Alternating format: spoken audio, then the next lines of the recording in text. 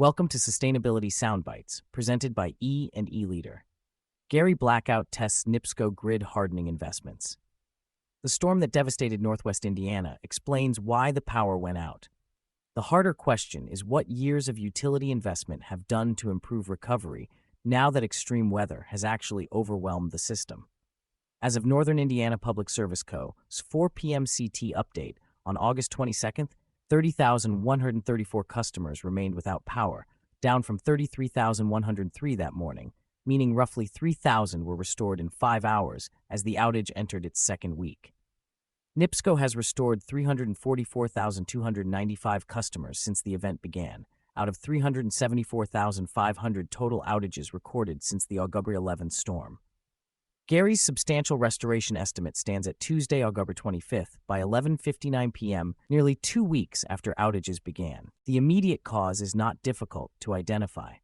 The August 11 storms brought winds as high as 99 miles per hour at Gary-Chicago International Airport, uprooting trees and heavily damaging transmission and distribution infrastructure. NIPSCO says approximately 300 distribution poles and 44 transmission poles in Gary require repair, and in parts of the system, crews are effectively rebuilding rather than restoring. But the length of the recovery puts a larger question in front of utilities. What should customers expect from billions spent to make electric systems more reliable? NIPSCO was already in the middle of a $1.64 billion grid plan. The outage arrived during the final year of NIPSCO's $1.64 billion electric transmission, distribution, and storage system improvement plan, approved by the Indiana Utility Regulatory Commission in December 2021.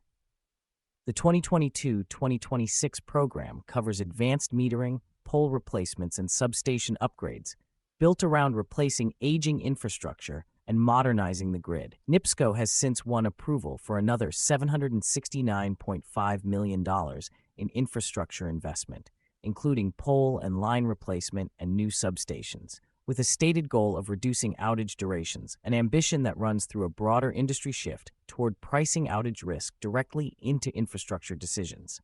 NIPSCO said outage durations had already fallen 40%. That makes one of NIPSCO's own recent performance claims relevant. When announcing its latest rate approval, the utility said previous investments had contributed to a 40% reduction in outage durations, alongside replacing more than 300 miles of aging underground cable and treating more than 300,000 wood poles. The Gary outage does not establish those investments failed. A system hit by 99 miles per hour winds and hundreds of downed poles can suffer prolonged outages even after real modernization. But Gary illustrates the gap between improving average reliability metrics and building a system that recovers quickly from a rare high-impact event, a gap that matters more as lenders and credit analysts start treating grid reliability as a financial variable. Recovery capacity may matter as much as grid hardware. The physical condition of poles, wires, and substations is only one part of resilience. A major outage also tests whether a utility can obtain replacement equipment, mobilize workers, coordinate contractors, and rebuild infrastructure fast enough to prevent outages from stretching into weeks, turning resilience into a supply chain and staffing issue as much as an engineering one. More than 600 linemen were working across the region, yet the scale of reconstruction in Gary has kept thousands disconnected well into a second week. The economic effects extend beyond residential disruption. One Gary restaurant owner told Business Insider an 8-day outage cost roughly $19,000 in sales, and a class-action lawsuit alleges NIPSCO failed to address preventable vegetation management risks before the storm, a claim NIPSCO disputes while citing increased spending on that work.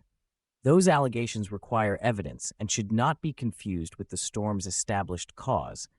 But utilities elsewhere face the same question, since resilience-justified grid programs are increasingly being asked to show results, not just spending totals.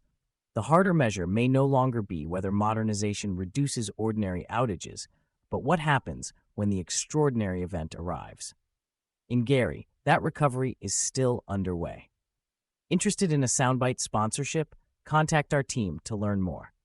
Thank you for listening.